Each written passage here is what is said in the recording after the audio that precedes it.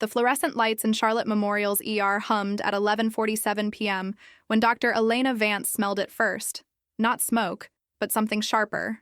Burnt plastic. Chemical heat riding the ventilation before anyone else noticed. She was mid-suture on a construction worker's hand laceration when her shoulders tensed. The charge nurse, Rita Campos, was logging vitals 3 beds over. 2 residents chatted near the med cart. Normal Tuesday night, quiet enough to be dangerous. Elena's fingers didn't stop moving through the interrupted mattress stitch, but her eyes tracked the ceiling vents. The scent intensified. Not imagination, not paranoia. Rita. Her voice cut through the low-grade chaos without rising. Kill the HVAC, now. Rita looked up, confused. What? The air system. Shut it down. Don't ask. Rita's hand hovered over her tablet, hesitation written across her face. Elena tied off the suture in 2 efficient motions, stripped her gloves, and crossed the floor in 4 strides. She slapped the emergency HVAC shut off herself.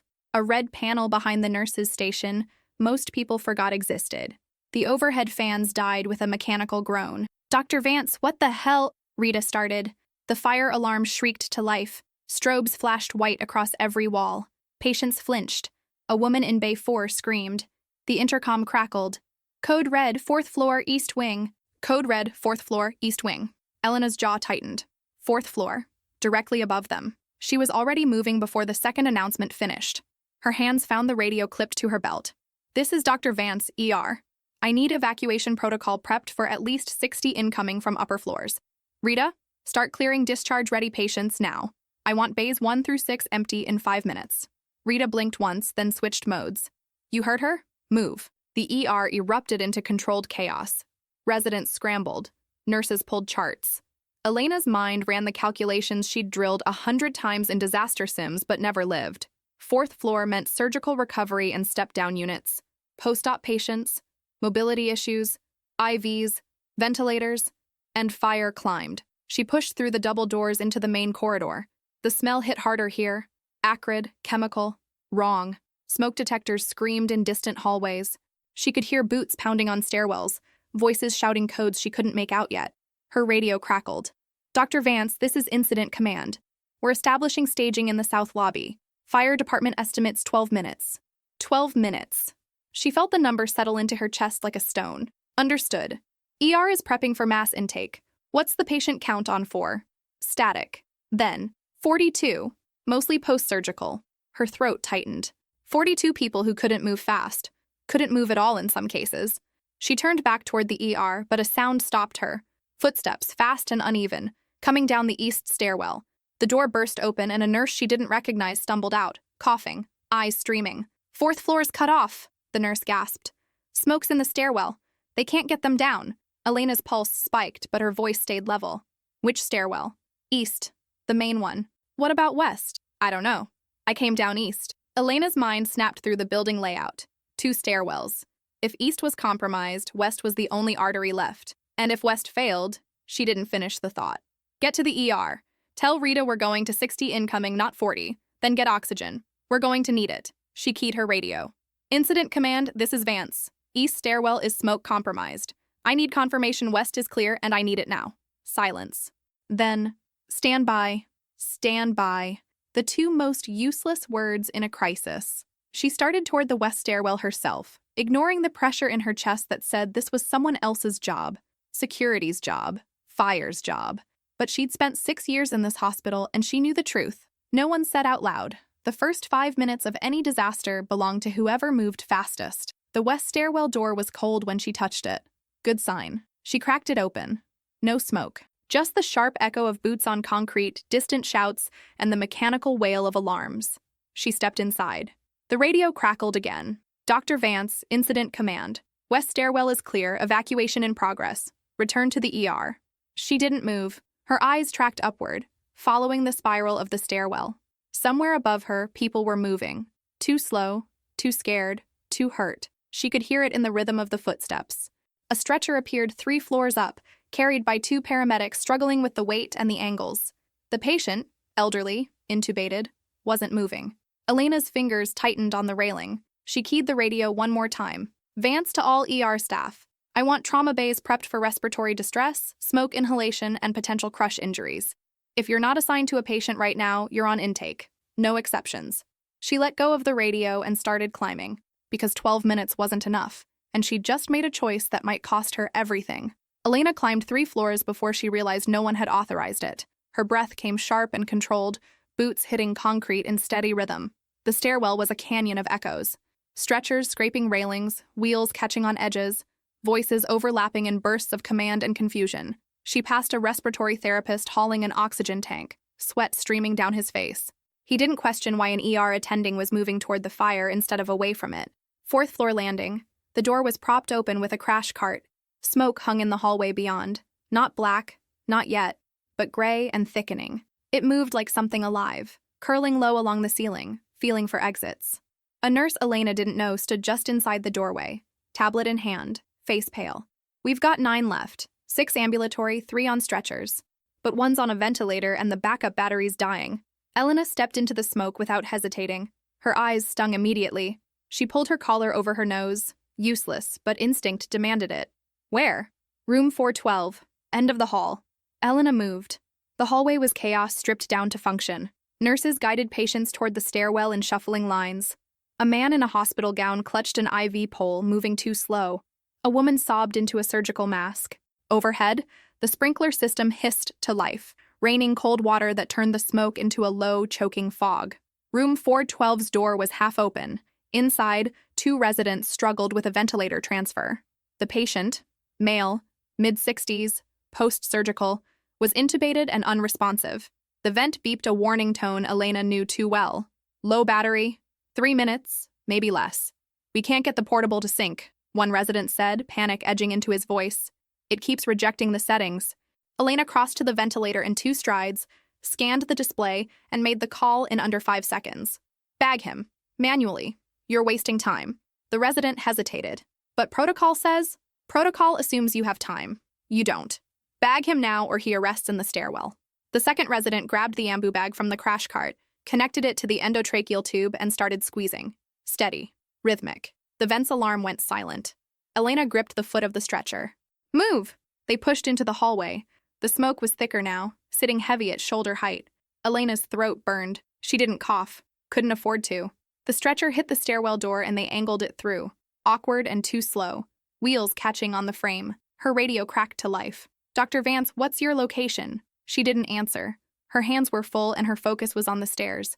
Too narrow, too steep, and the stretcher's wheels weren't built for descent. They had to lift. The 2 residents took the head. Elena and a nurse who appeared from nowhere took the foot. The patient swayed. The ambu bag kept moving. 2 floors down, Elena's shoulders screamed. Sweat dripped into her eyes. The stairwell was a river of people now. Patients, staff, a security guard yelling about keeping right. Someone stumbled.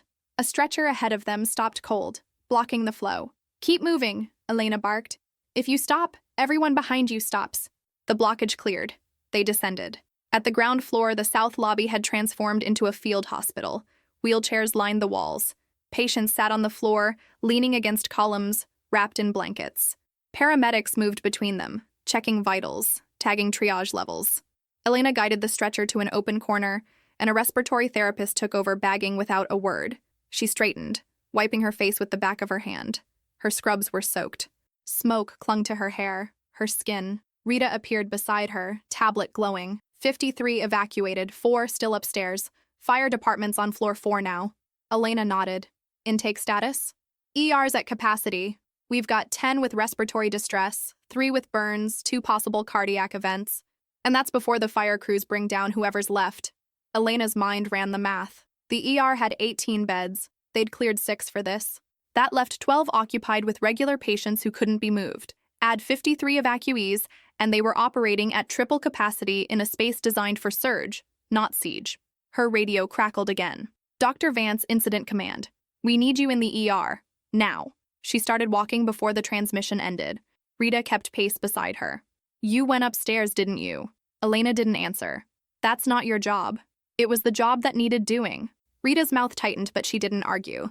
They pushed through the double doors into the ER, and the noise hit like a wall. Monitors beeped out of sync. Patients called for nurses. A child cried in Bay 9. The air smelled like disinfectant, sweat, and smoke. Dr. Marcus Hale, the night shift attending, stood near the nurses' station, arms crossed. Tall, late 40s, the kind of doctor who wore authority like a second white coat. He looked at Elena, then at her soaked scrubs, and his expression didn't change. "You left your post," he said. Elena met his eyes. "I ensured 9 patients made it out of a burning floor. That's not your call to make." It was the right call. Hale's jaw tightened. "We have protocols for a reason, Vance. You don't get to freelance during a code red." Elena felt the exhaustion pressing behind her ribs, but her voice stayed level. "Protocols assume clear chain of command and functional communication. We had neither. I made a field decision. You made a risk." Hale stepped closer, lowering his voice.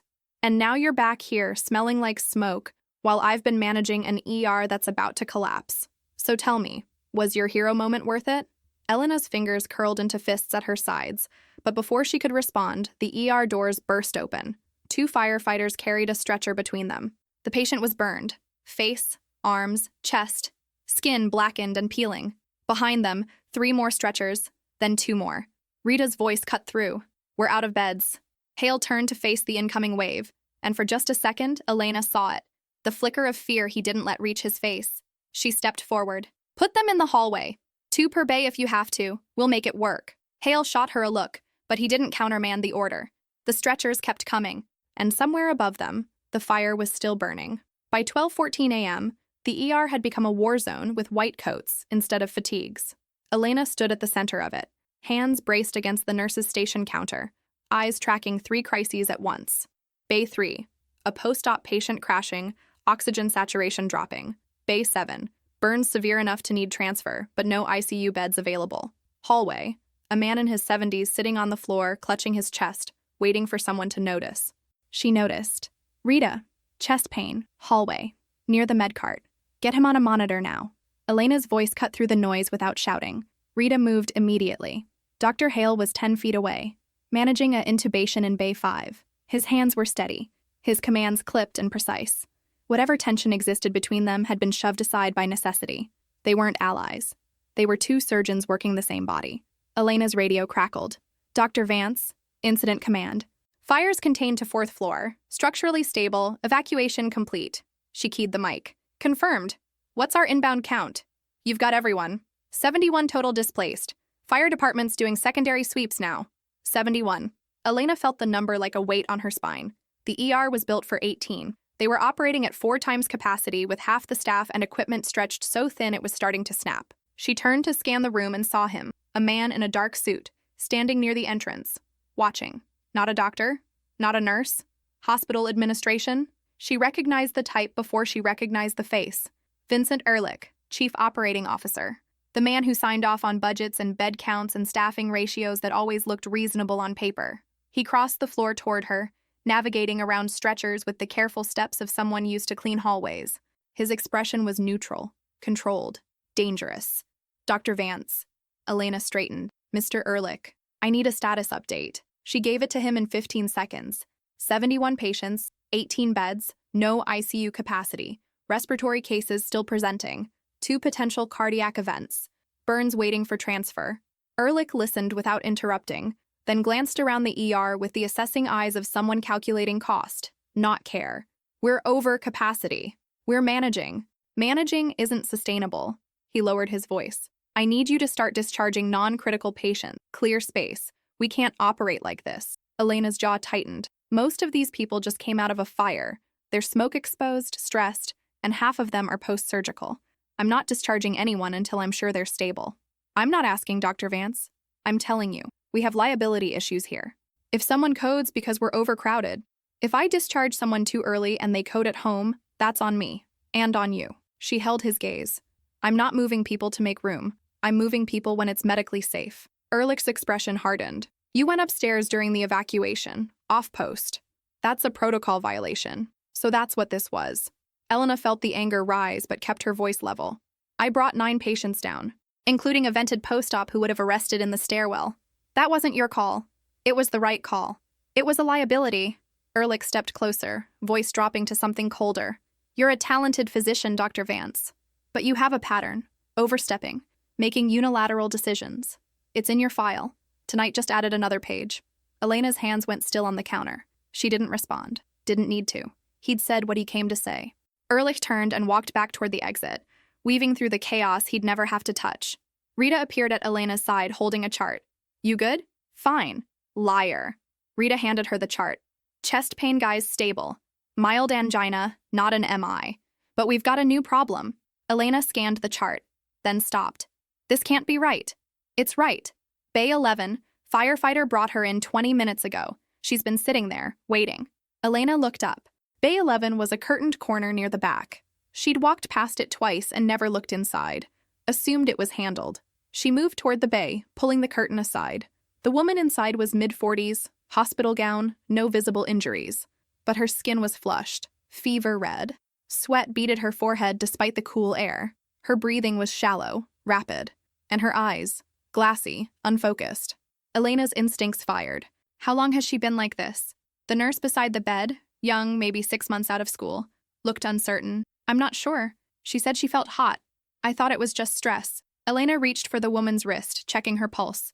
Fast, too fast. What's her temp? The nurse checked the monitor. 103.2. Elena's chest tightened. She scanned the patient's chart. Admitted 2 days ago for gallbladder surgery. Post-op recovery on floor 4. Discharged this morning. Came back tonight complaining of abdominal pain. Then the fire hit. When did the fever start? I don't know. It wasn't logged. Elena pulled a pen light from her pocket, checked the woman's pupils. Reactive, but sluggish. She pressed gently on the woman's abdomen. The patient winced, gasped. Tenderness right upper quadrant, Elena said aloud. Post-surgical site. The nurse's face paled. You think it's infected? Elena didn't answer. She was already moving, pulling gloves from the dispenser, prepping for an exam she should have done 20 minutes ago. She palpated the surgical site. Heat. Swelling. The skin was tight. Angry. Get me an ultrasound. Now. And start a broad-spectrum IV antibiotic. Call lab for a CBC and cultures. The nurse hesitated. Dr. Hale said to prioritize smoke inhalation cases. This is sepsis, Elena snapped. If we don't catch it now, she's going into shock. Move. The nurse moved. Elena stayed with the patient, monitoring vitals, watching the oxygen sat tick downward. Her mind raced through the timeline.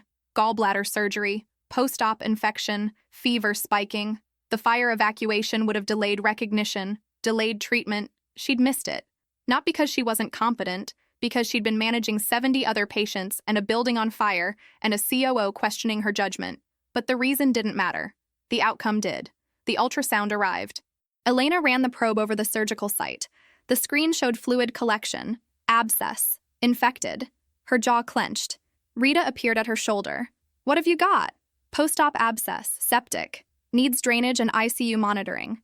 ICU's full. Then we do it here. Elena straightened, stripping off her gloves. Prep for bedside IND.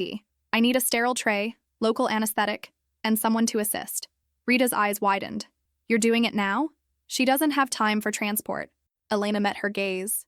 This is on me. I should have caught it sooner. Rita didn't argue. She just moved. Elena looked back at the patient, watching her breathe. Fast, shallow, fighting something she couldn't see. And for the first time that night, Elena felt the edge of doubt creep in, because she'd made the right call upstairs.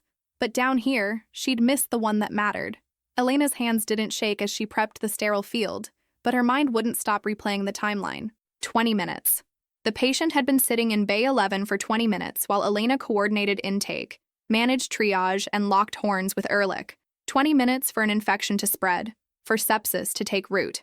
She draped the surgical site, injected local anesthetic in 4 precise points around the abscess, and waited 15 seconds for it to take. The patient's breathing was still rapid, heart rate climbing.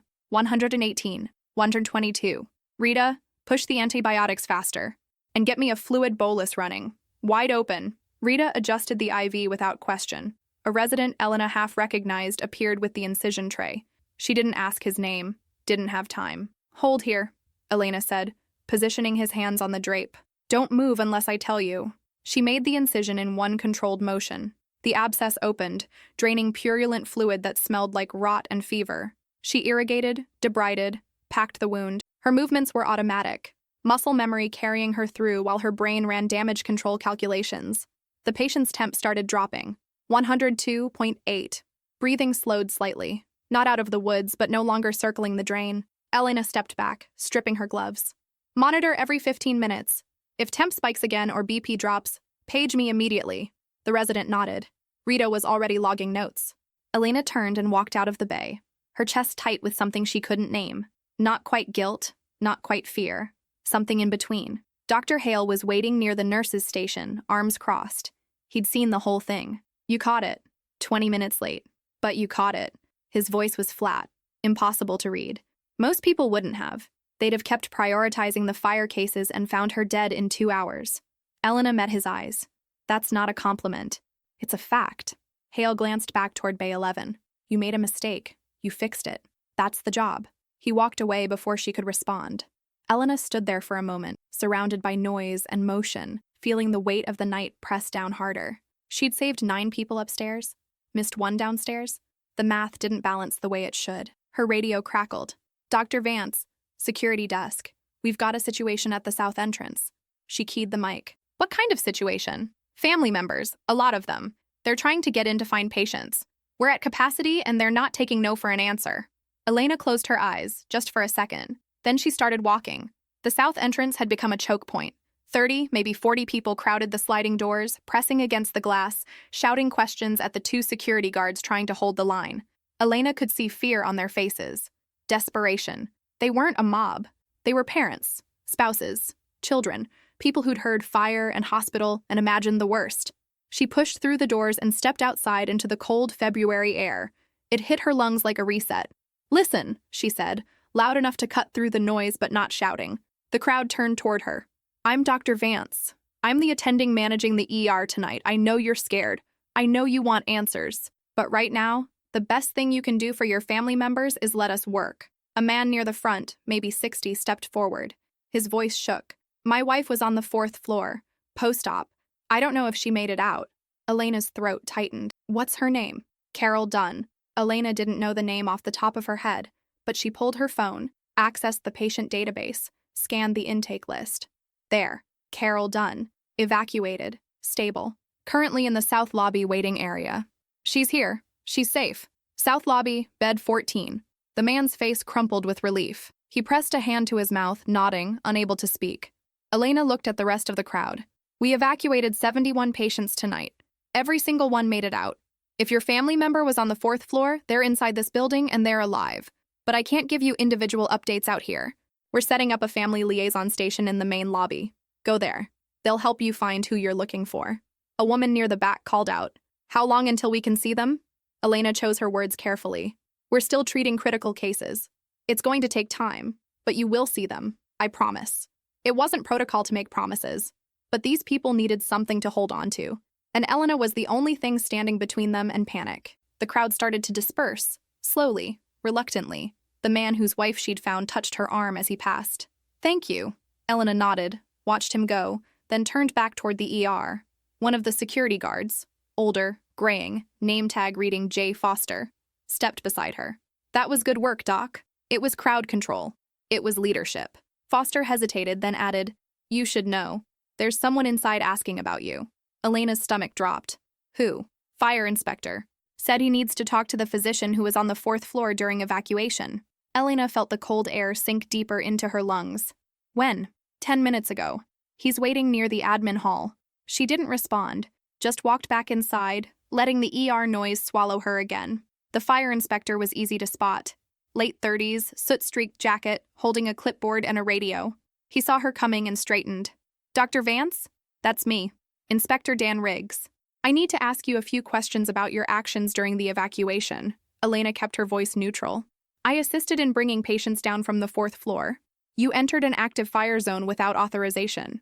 I entered a stairwell that was clear and helped evacuate patients who couldn't move on their own. Riggs made a note on his clipboard. Who authorized you to go upstairs? No one. It was a field decision. Field decisions require incident command approval. Elena's jaw tightened. Incident command was establishing staging. Patients were trapped. I made the call. Riggs looked up from his clipboard. His expression wasn't hostile, but it wasn't friendly either. Dr. Vance, I'm not here to jam you up, but we have protocols for a reason. When civilians, even medical professionals, enter active fire zones, it complicates rescue operations. You could have been injured, killed, and then my guys would have had to pull you out too. I understand. Do you? Riggs stepped closer, lowering his voice.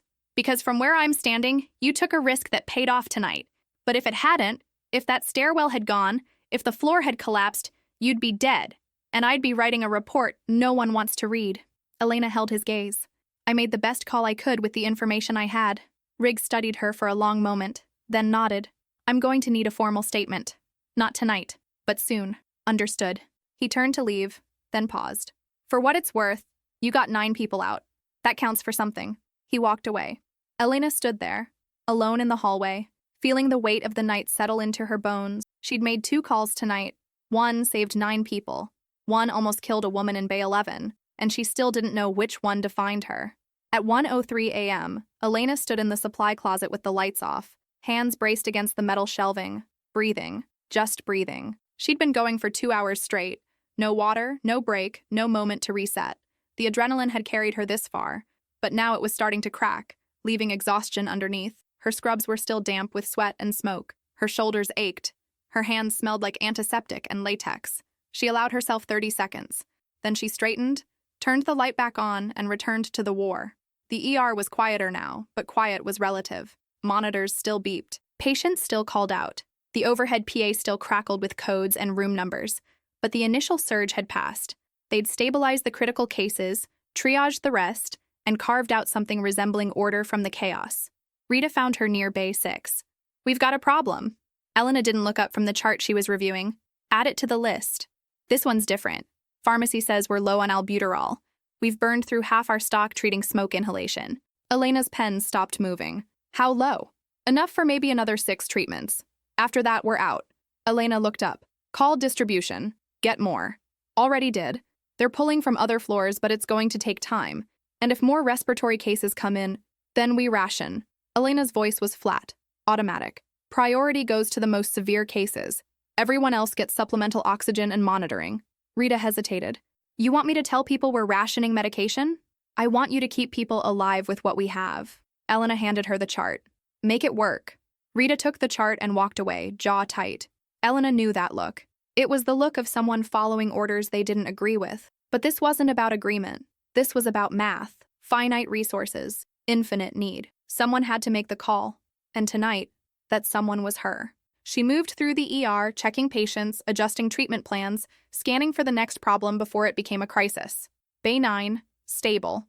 Bay 12, improving. Hallway patient with chest pain, discharged. The septic post-op in Bay 11, temp down to 100.1, stable enough to transfer when a bed opened up. Small victories. Elena clung to them. Dr. Hale appeared at her side, holding 2 bottles of water. He handed her one without a word. She took it, cracked it open, and drank half of it in 3 swallows. You look like hell, Hale said. Thanks. That wasn't a criticism, just an observation. He leaned against the counter, eyes scanning the room with the same constant vigilance Elena recognized in herself. You did good tonight. Elena didn't respond. I mean it. You made calls most people wouldn't make. Some of them were right. Some of them were close. But you kept this place from collapsing. I missed a septic patient for 20 minutes. And you caught her before she crashed. Hale turned to look at her directly. You want to carry that? Fine. But don't let it erase the 9 you pulled out of the fire. Elena met his eyes.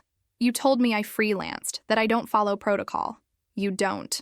Hale's expression didn't soften. But tonight, protocol would have killed people. So maybe I was wrong. Or maybe you were right. Or maybe it doesn't matter because we're both still standing and so are our patients. He walked away before she could respond. Elena stood there, water bottle in hand, trying to process what had just happened. Hale didn't give compliments. He gave assessments. And his assessment was that she'd done her job. So why did it still feel like she was standing on the edge of something? Her radio crackled. Dr. Vance, we've got an incoming. EMS is 2 minutes out. Elena keyed the mic. What's the case? Firefighter, respiratory distress, smoke inhalation, possible carbon monoxide poisoning. Elena's chest tightened. Firefighters didn't call for help unless it was bad. Prep trauma Bay 2. I want oxygen, IV access, and a tox panel ready. She moved toward the ambulance entrance, Rita falling into step beside her. How much albuterol do we have left? 5 treatments. Save 1 for this case. Rita nodded. The ambulance pulled up, lights flashing. The doors opened and 2 paramedics unloaded the stretcher. The patient was male, early 30s, full turnout gear still on. His face was covered in soot, eyes red and streaming. His breathing was labored, each inhale a fight. Elena moved alongside the stretcher as they rolled into Trauma Bay 2. Talk to me. The lead paramedic rattled off vitals. O2 sat 88% on high flow. Heart rate 118. BP 142/90. He was inside when the ceiling came down. Took in a lot of smoke before they pulled him out. Elena pulled her stethoscope, listened to his lungs. Wheezing. Tight. She looked at the monitor. Oxygen sat dropping. 86%. 84. Get me the albuterol, now. She turned to the firefighter, leaning close so he could hear her over the noise. I'm Dr. Vance. You're at Charlotte Memorial. We're going to take care of you, but I need you to stay calm and let the oxygen work. He nodded, barely, eyes wide with something that looked like fear. Elena stepped back, letting the team work. Nebulizer mask on. IV started. Labs drawn. She watched the monitor, counting seconds, waiting for the oxygen sat to climb. It didn't. 82%. 80. He's not responding, Rita said quietly. Elena's mind ran through options. Albuterol wasn't enough. His airway was compromised. Swelling. Inflammation. If they didn't act now, prep for intubation, Elena said. I'm not waiting for him to crash. The team moved. Elena positioned herself at the head of the bed, hands steady, mind locked in. She'd done this 100 times. More, but every time felt like the first. She intubated in one smooth motion, secured the tube, and connected the ventilator. The monitor beeped. Oxygen sat started climbing. 84, 88, 92. Elena exhaled. The firefighter's eyes were closed now, sedated, breathing controlled by the machine, but he was stable, alive. Rita touched her shoulder. 4 treatments left. Elena nodded, not trusting herself to speak. She stepped out of the bay, stripped off her gloves, and washed her hands in the sink. The water was cold, grounding. She looked at her reflection in the small mirror above the sink. Eyes red, hair pulled back, face streaked with exhaustion she couldn't hide. She thought about the firefighter, about the 9 patients upstairs, about the woman in Bay 11, about the albuterol running out, and she thought about the question no one was asking yet. What happens when the next disaster hits and they're already running on empty? If you've ever been the one holding everything together while it all fell apart, comment, I held it. By 2:18 a.m., the ER had settled into something that almost resembled control. Almost. Elena moved through the rows of patients like a general surveying a battlefield after the worst of the fighting had passed. Vitals were stabilizing. Respiratory cases were responding to treatment. The firefighter in Trauma Bay 2 was holding steady on the ventilator. The septic post-op patient had been transferred to a makeshift ICU bed in the surgical wing, but the cost was visible everywhere. Empty medication trays. Exhausted nurses leaning against walls. Residents moving on autopilot. The ER wasn't broken, but it was bent. And Elena knew from experience that bent things didn't always spring back. She found Rita near the medication dispensary, manually logging inventory. Tell me something good. Rita didn't look up. We're not out of albuterol yet. That's not good. That's just not catastrophic. Lower your standards, Doc. That's all I've got. Rita finally looked up and Elena saw the exhaustion etched into her face. We're also low on IV saline, morphine, and sterile gloves. And maintenance says the HVAC system's still offline. It's going to get warm in here by morning. Elena rubbed her eyes. Contact distribution again. Tell them we need a priority resupply before shift change. Already did. They said they'll try. Try isn't good enough. It's all we've got. Elena opened her mouth to argue, then stopped. Rita was right. They were operating on fumes and good intentions, and no amount of command presence was going to conjure resources out of thin air. Her radio crackled. Dr. Vance, you've got a visitor at the admin desk. Elena's stomach sank. Another inspector. Another administrator. Another person who wanted explanations she didn't have time to give. She walked to the admin desk and stopped cold. The woman waiting for her was mid-50s, sharp gray suit, red hospital ID clipped to her lapel. Dr. Angela Reeves, Chief Medical Officer. Elena had met her twice. Once during her hiring interview, once at a department heads meeting she'd sat through in silence. Reeves had the kind of presence that didn't need volume. When she spoke, people listened. Dr. Vance. Reeves' voice was calm, measured. Walk with me. It wasn't a request.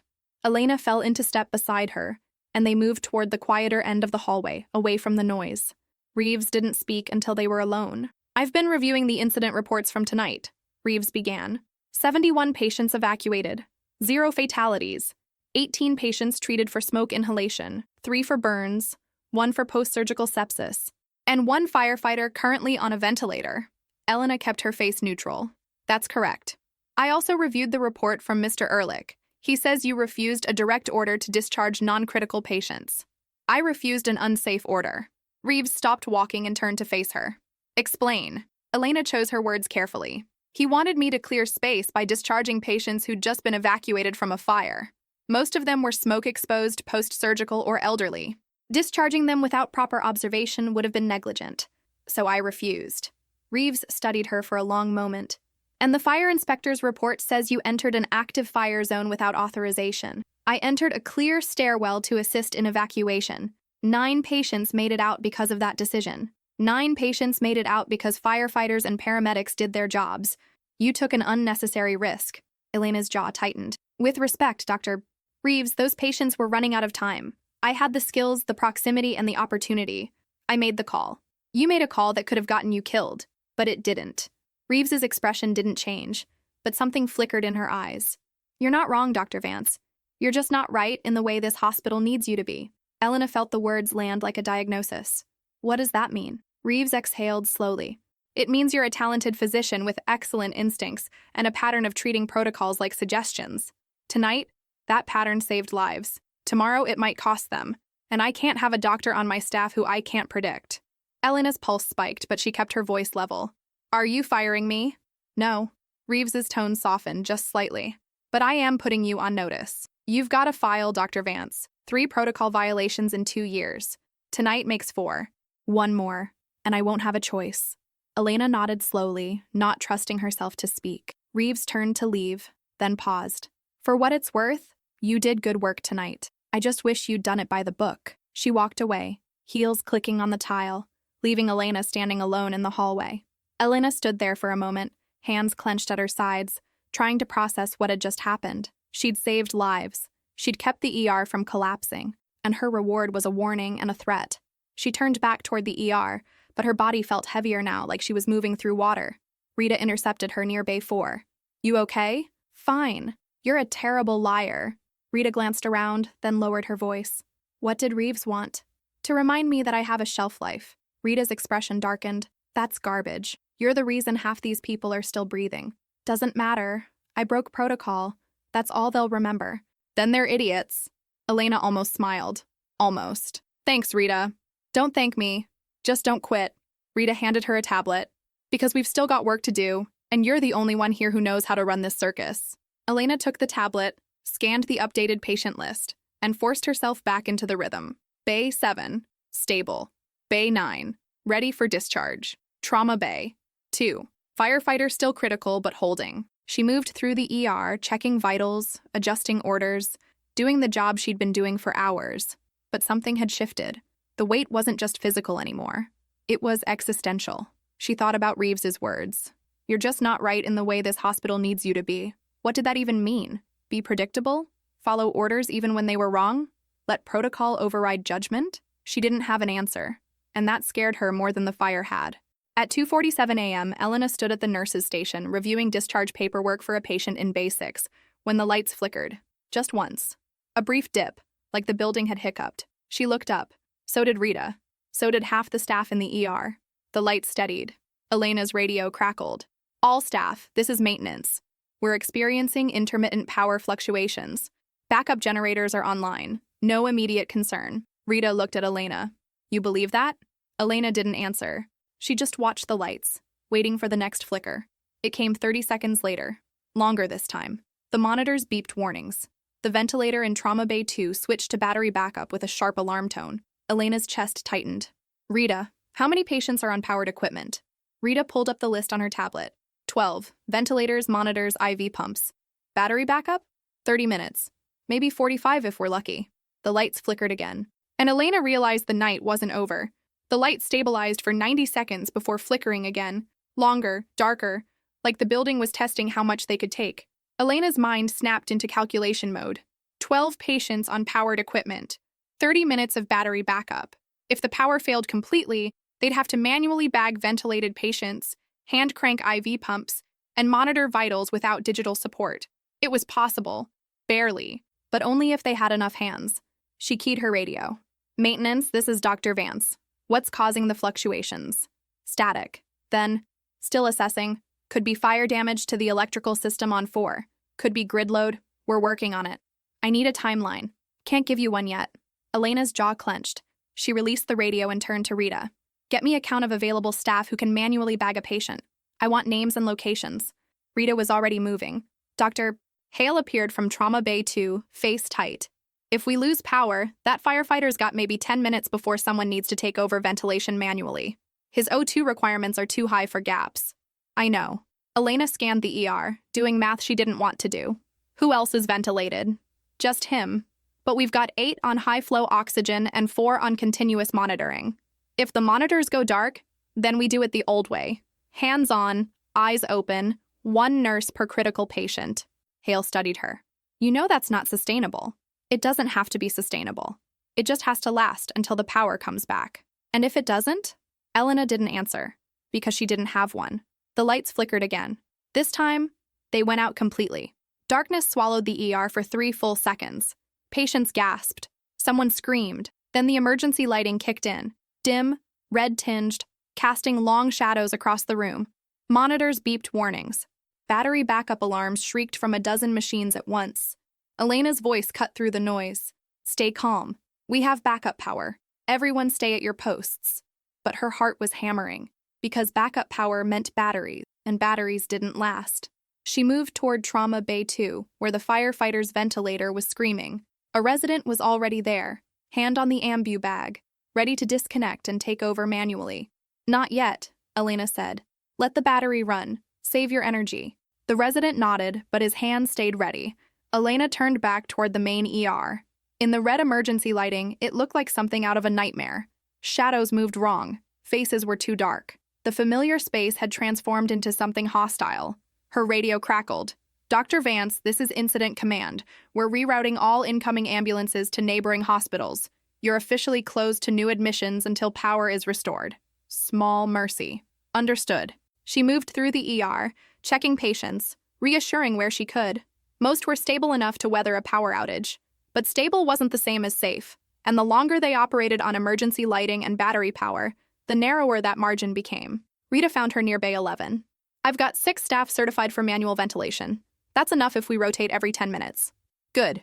Assign them now. I want someone at Trauma Bay 2 at all times. Rita hesitated. Elena. The use of her first name stopped Elena cold. Rita never used her first name. Not in the ER. Not during a shift. What? Rita lowered her voice. Maintenance called me directly, off record. They think the power fluctuations aren't accidental. Elena's stomach dropped. What does that mean? It means someone might have tampered with the electrical system. They found an access panel on 4 that was opened but shouldn't have been. No fire damage near it. No reason for it to be open. Elena's pulse spiked. Sabotage? They didn't use that word, but they're treating it like a security issue now, not a maintenance issue. Elena felt the weight of the night shift again, heavier now. A fire, an evacuation, a power failure, and now the possibility that someone had caused it deliberately. Who knows about this? Just maintenance and security. They're keeping it quiet until they're sure. And us. Rita nodded. Elena's mind raced. If someone had sabotaged the power, that meant intent. Planning. Which meant the fire might not have been an accident either. And if the fire wasn't an accident, her radio crackled. Dr. Vance, security. We need you at the south entrance. Now. Elena exchanged a look with Rita, then started moving. The south entrance was chaos again. But this time it wasn't families. It was staff. A group of nurses and techs clustered near the doors, voices raised, arguing with a security guard. Elena pushed through. What's going on? One of the nurses turned toward her. Young, maybe late 20s, name tag reading L. Webb. Her face was flushed, angry. They won't let us leave. Elena looked at the security guard. Why not? Orders from Incident Command. No one leaves until we get clearance from the fire inspector and law enforcement. Law enforcement? Elena's chest tightened. Why are police involved? The guard hesitated. I can't say, ma'am. Elena's radio crackled before she could press him. Dr. Vance, this is Chief Reeves. I need you in the admin conference room immediately. Elena looked at the nurses. Stay here, I'll sort this out. She didn't wait for a response. She just moved. The admin conference room was on the 2nd floor, far from the ER noise. Elena pushed through the door and stopped. Dr. Reeves was there. So was Vincent Ehrlich. And 2 men Elena didn't recognize. One in a police uniform, the other in plain clothes with a detective's badge clipped to his belt. Reeves gestured to a chair. Sit. Elena sat. The detective, late 40s, graying, sharp eyes, leaned forward. Dr. Vance, I'm Detective Caruso. I need to ask you some questions about tonight's events. Elena kept her voice steady. What kind of questions? The fire on the 4th floor wasn't accidental. Someone said it. Deliberately. Elena felt the air leave the room. What? Accelerant was found in a supply closet. Security footage shows someone entering that area approximately 15 minutes before the fire started. Elena's mind raced. Who? That's what we're trying to determine. Caruso pulled out a tablet, swiped through several images, then turned it toward her. Do you recognize this person? The image was grainy, pulled from security footage. A figure in scrubs and a surgical cap, face partially obscured, entering the fourth-floor supply closet. Elena leaned closer, studying the image. The build, the posture. Something about it was familiar, but she couldn't place it. I'm not sure, she said slowly. Maybe. But I see a lot of people in scrubs. Caruso swiped to another image. This one showed the same figure leaving the supply closet, this time carrying something. A small bag or container. Elena's breath caught. Because she did recognize something. Not the face, but the gait. The way the person moved. She'd seen it earlier tonight. In the ER. In the stairwell. I need to think, Elena said, her voice tight. I can't be sure. Caruso nodded. Take your time, but understand, until we identify this person, no one leaves the hospital.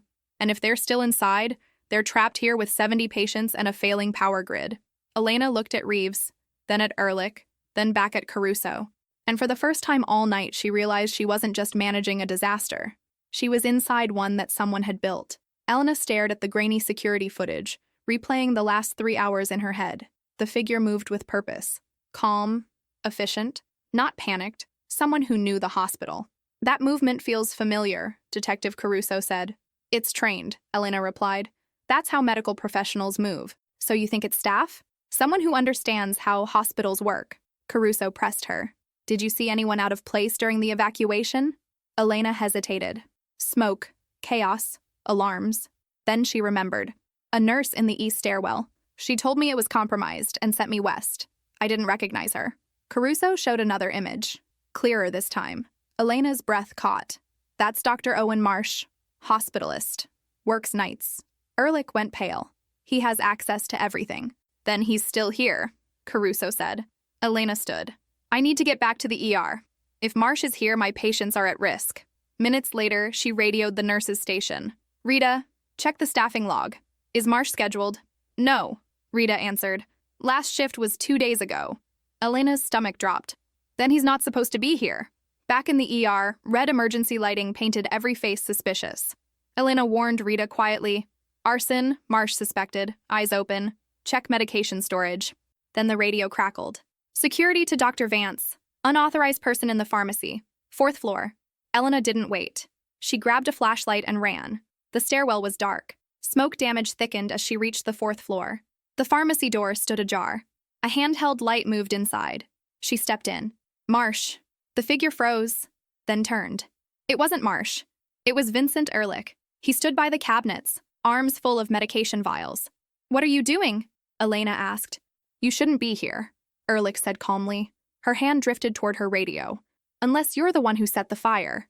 Ehrlich smiled. Cold, controlled. Smart. I always knew you were. He raised a syringe. Don't. Elena's hand froze halfway to her radio. The syringe in Ehrlich's hand caught the flashlight beam, filled with something clear, viscous. Her mind cycled through possibilities. Potassium chloride, insulin, anything pushed fast enough could stop a heart in seconds. Put your hand down, Ehrlich said.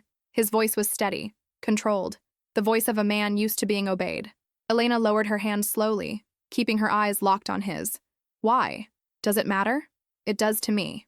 Ehrlich exhaled, his grip on the syringe never wavering. Because this hospital is bleeding money. Has been for 2 years. The board wanted cuts, staffing cuts, bed closures. I told them we could survive it. Make it work. He gestured around the darkened pharmacy. But you can't cut your way to profitability when the building itself is falling apart. Electrical systems 50 years old, HVAC duct taped together. We needed an insurance event. Something big enough to trigger the policy, small enough to contain. Elena's stomach turned. You set the fire. I created an opportunity. People could have died, but they didn't. Ehrlich's expression hardened. Because competent staff did their jobs. You did your job, Dr. Vance. Better than I expected, honestly. 9 patients out of a compromised floor. That was impressive. So you framed Marsh.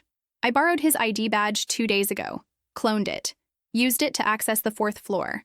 Security footage shows him entering the supply closet. Ehrlich smiled thinly. By morning, he'll be in custody, and I'll be the hero who kept the hospital running through a crisis. The board will approve the insurance claim and we'll rebuild. Better systems, better infrastructure. Elena forced herself to stay calm, to think. Ehrlich was blocking the door. The syringe was a threat, but only if he could get close enough. She had maybe 6 feet of distance and a flashlight. Not much, but something. And the power failure? Elena asked, buying time. Collateral damage. I cut the main line to make the fire look worse than it was. Didn't expect the backup systems to struggle this much. He shrugged. But it'll reinforce the narrative. Aging infrastructure. Tragic, but preventable. There's a firefighter on a ventilator downstairs. If the power fails, then that's unfortunate. Ehrlich's voice didn't change. But one death in a disaster is still better than a hospital that collapses financially and takes 100 jobs with it. Elena's pulse hammered. She'd spent the last 4 hours fighting to keep people alive, and the man responsible for nearly killing them was standing in front of her, justifying it with spreadsheets and insurance payouts. You won't get away with this, Elena said quietly. I already have. Ehrlich gestured toward the medication vials in his other hand. I'm destroying evidence, cleaning up loose ends. And you? He stepped closer, syringe raised. You're going to be the tragic casualty, the heroic doctor who went back into the damaged building to check on patients. Smoke inhalation, respiratory failure. No one will question it. Elena's hand tightened on the flashlight. They'll question why I'm in the pharmacy. You were looking for medication, trying to help. Ehrlich took another step.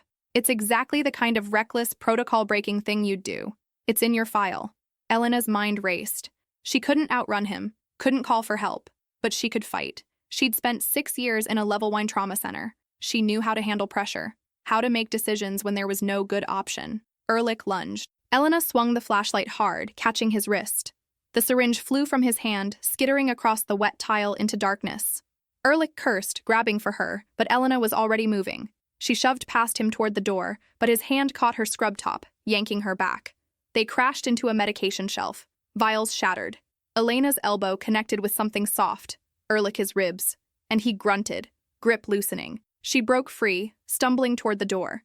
Her fingers found her radio. Security, 4th floor pharmacy, officer needs. Ehrlich tackled her from behind. The radio flew from her hand, clattering across the floor. Elena hit the ground hard, breath knocked out of her lungs. Ehrlich's weight pinned her down, his hand searching for the fallen syringe. Elena twisted, driving her knee up. Ehrlich gasped, weight shifting just enough for her to roll. She grabbed a handful of broken glass from the floor. Didn't think, just acted, and slashed at his face. Ehrlich screamed, jerking back, blood streaming from a cut above his eye. Elena scrambled to her feet, lungs burning, and ran. She hit the stairwell at full speed, taking stairs 2 at a time, her breath coming in ragged gasps.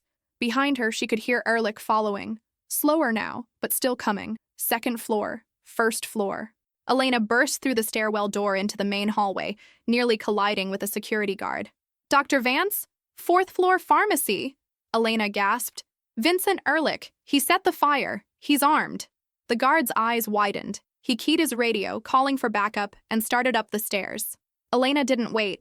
She ran back to the ER, her hands shaking, adrenaline crashing through her system. Rita saw her first. Jesus, Elena! I'm fine. Elena bent over, hands on her knees, forcing air into her lungs. Call Detective Caruso. Tell him it's Ehrlich. He's on 4. He confessed. Rita was already moving, phone to her ear. Elena straightened, scanning the ER. The lights flickered, then steadied. Then with a mechanical hum that sounded like salvation, the overhead fluorescence came back on. Full power. The battery alarms went silent. Monitors stabilized. The ventilator in Trauma Bay 2 switched from backup to main power with a soft beep. Staff cheered. Patients exhaled. The ER transformed from red-lit nightmare back into the familiar controlled chaos Elena knew how to navigate. Dr. Hale appeared at her side. What the hell happened to you? Elena looked down. Her scrubs were torn. Her hands were cut from the broken glass. Blood smeared across her palms. She looked like she'd been through a war. I found out who started the fire, she said quietly. Hale's expression darkened. Who? Ehrlich. For a moment, Hale just stared at her. Then he swore, low and vicious. You're sure? He told me himself, insurance fraud. He set the fire, sabotaged the power, framed another doctor. Elena's voice was flat, drained, and he tried to kill me to cover it up. Hale opened his mouth, closed it, then gestured to an empty chair. Sit. You're bleeding. Elena looked at her hands like she was seeing them for the first time. The cuts weren't deep, but they were real. She sat.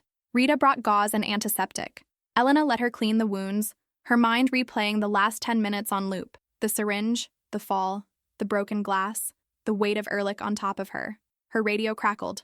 "Dr. Vance, this is Detective Caruso. We have Ehrlich in custody. Are you injured?" Elena keyed the mic. "Minor cuts. I'm fine. We'll need a full statement." "Understood." She let the radio drop, exhaustion settling into her bones like sediment. Around her, the ER continued its work. Patients stabilized. Nurses charted. Residents moved between beds. The machinery of the hospital grinding forward, indifferent to the fact that the man who'd tried to burn it down had been doing it from the inside. Rita crouched beside her. "You did it." Elena shook her head. "I just survived it. That's the same thing." Elena looked at her, then at the ER. Still overcrowded, still chaotic, but alive, functioning, whole. She'd kept it together. Barely. But barely was enough. The lights stayed on, and the night finally began to end. At 5:47 a.m., the first light of dawn broke through the ER windows, pale and gray and impossibly beautiful. Elena stood at the nurse's station, hands wrapped in clean gauze, watching the shift change begin. The night staff moved with the slow, deliberate exhaustion of soldiers leaving a battlefield. The day staff arrived with coffee and questions, their faces shifting from curiosity to shock as they absorbed the scope of what had happened. 71 patients evacuated, 1 arson, 1 attempted murder, and somehow, against odds that should have crushed them, 0 fatalities. Dr. Hale approached, 2 paper cups of coffee in hand. He offered her one without a word. Elena took it, the warmth seeping through the gauze into her palms.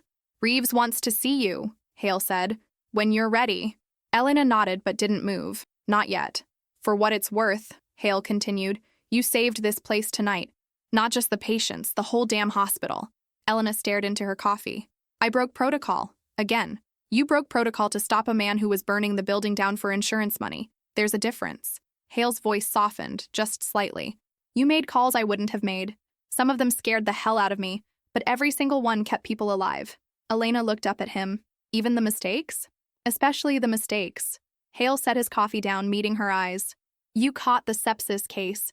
You intubated the firefighter before he crashed. You figured out Ehrlich when everyone else thought it was some random hospitalist. You didn't do it perfectly. You did it right." He walked away before she could respond, leaving her standing there with coffee and gauze and the weight of a night she'd never forget. Rita found her 20 minutes later. "Firefighter in Trauma Bay 2 is extubated, breathing on his own. He's asking for you." Elena followed her to the bay. The firefighter was sitting up, oxygen cannula in his nose, face still smudged with soot but eyes clear. He looked at her and tried to smile. "You're the one who tubed me," he said, voice rough. "I am. Thank you." He paused, swallowing hard. "My partner said the building almost came down. Said you went upstairs during the fire." Elena shook her head. "I just did my job." "So did I. And I ended up here." He gestured around the ER. "You kept going. That's different." Elena didn't have an answer for that. She just checked his vitals, confirmed he was stable, and moved on. At 6:15 a.m., she found herself in Dr. Reeves's office. The chief medical officer sat behind her desk, hands folded, expression unreadable. "Sit," Reeves said. Elena sat. "Detective Caruso filled me in. Ehrlich confessed to arson, insurance fraud, and attempted murder. He'll be charged with all 3. Reeves paused. "And you stopped him." "I survived him," Elena said quietly. "There's a difference." "Is there?" Reeves leaned forward. "Because from where I'm sitting, you identified a threat, confronted it, and ensured he couldn't harm anyone else. That's not survival. That's action." Elena's throat tightened. She didn't trust herself to speak. Reeves opened a file on her desk. Elena recognized it immediately. Her personnel file. The one with 4 protocol violations. "I told you earlier that you weren't right in the way this hospital needs you to be," Reeves said. "I was wrong." Elena's breath caught. "You don't follow protocol blindly. You don't wait for authorization when people are dying. You make calls that terrify your colleagues and save lives in the same breath." Reeves closed the file. "That's not a flaw, Dr. Vance. That's exactly what this hospital needs. What it's always needed." Elena felt something crack open in her chest. Relief, exhaustion, vindication, all tangled together. "The protocol violations stay in your file," Reeves continued. "But I'm adding a commendation for exceptional performance under crisis conditions. And for preventing a catastrophic loss of life." Elena nodded, not trusting her voice. "Go home, Dr. Vance. Get some sleep. You've earned it." Elena stood, turned toward the door, then paused.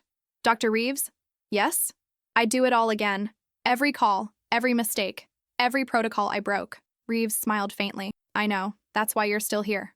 Elena left the office, walked back through the ER one last time, and stepped out into the cold February morning. The hospital rose behind her, damaged, scarred, but standing. Smoke stains marked the fourth-floor windows. Emergency vehicles still lined the parking lot, but the lights were on, the doors were open, and inside, people were healing. Rita caught her at the exit. You heading out? Yeah. You coming back? Elena looked at her, then back at the hospital. She thought about the firefighter breathing on his own, the septic patient stable in ICU, the 9 people she'd pulled from the stairwell, the night she'd held together with nothing but instinct and stubborn refusal to let it fall apart. Tomorrow, Elena said. I'll be back tomorrow. Rita smiled. Good, because this place doesn't work without you. Elena walked to her car, slid behind the wheel, and sat for a moment in the silence. Her hands ached. Her body felt like it had been through a grinder, but somewhere beneath the exhaustion, she felt something else, purpose.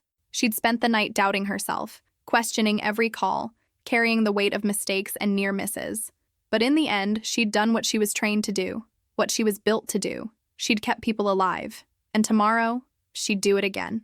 Elena started the engine and drove toward home as the sun climbed higher, burning away the smoke, lighting the road ahead. If you've ever been the one who refused to quit when everything said you should, hit that like button. If this story made you feel something real, subscribe for more stories that hit different. And drop a comment. What would you have done in Elena's place? Let's talk about it.